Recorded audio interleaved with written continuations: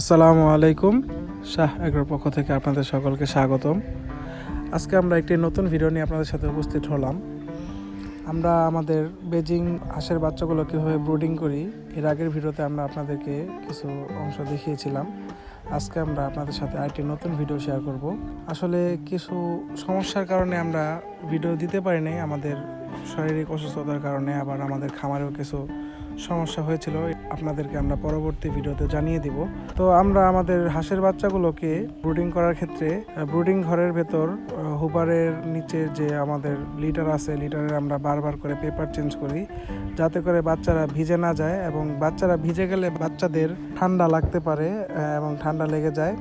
এই কারণে আমরা দিনের মধ্যে প্রায় 5 থেকে 6 বার এইভাবে আমরা পেপার চেঞ্জ করি। বেশি বেশি পেপার চেঞ্জ করলে বাচ্চারা পরিষ্কার পরিচ্ছন্ন থাকে, বাচ্চার ঘর পরিষ্কার পরিচ্ছন্ন থাকে, এবং পরিষ্কার পরিচ্ছন্ন থাকলে বাচ্চারা এমনিতেই সুস্থ থাকে। তো আমরা পেপারগুলো চেঞ্জ করে দিলাম।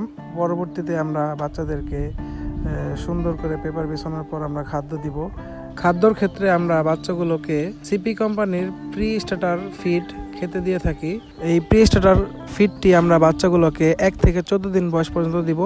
পরবর্তীতে আমরা বাচ্চাগুলোকে সিপি কোম্পানিরই গ্রোয়ার খাদ্যটি খেতে দিব। তো এই ফিডের সাথে আমরা বাচ্চাগুলোকে জিঙ্ক ওষুধ খাওয়াই। জিঙ্ক হচ্ছে বাচ্চার শারীরিক বৃদ্ধিতে সাহায্য করে, বাচ্চার হজম শক্তি বৃদ্ধি করে এবং বাচ্চার পুষ্টি গুণাগুণ ঠিক রাখে, যাতে করে বাচ্চার সুস্বাস্থ্য ঠিক থাকে এবং রোগ প্রতিরোধ ক্ষমতা বাড়ায়। এই জিঙ্ক দেওয়ার পরিমাণ হচ্ছে আমরা প্রতি লিটার পানিতে 3 মিলিলিটার করে জিঙ্ক বাচ্চাগুলোকে খেতে দিব, এবং এই জিঙ্কগুলো খেতে দিলে বাচ্চা সুস্থ সবল হয় এবং হৃষ্টপুষ্ট হয়। খাবার দেওয়ার পর, পানি দেওয়ার পর আমরা আমাদের হুবারটি সেট করে দিচ্ছি। সেক্ষেত্রে হুবারের তাপমাত্রা 30 থেকে 37 পর্যন্ত থাকতে হয়। তো আমাদের আজকের ভিডিওটি এই পর্যন্তই। আপনারা সবাই ভালো থাকবেন। আসসালামু আলাইকুম। ধন্যবাদ সবাইকে।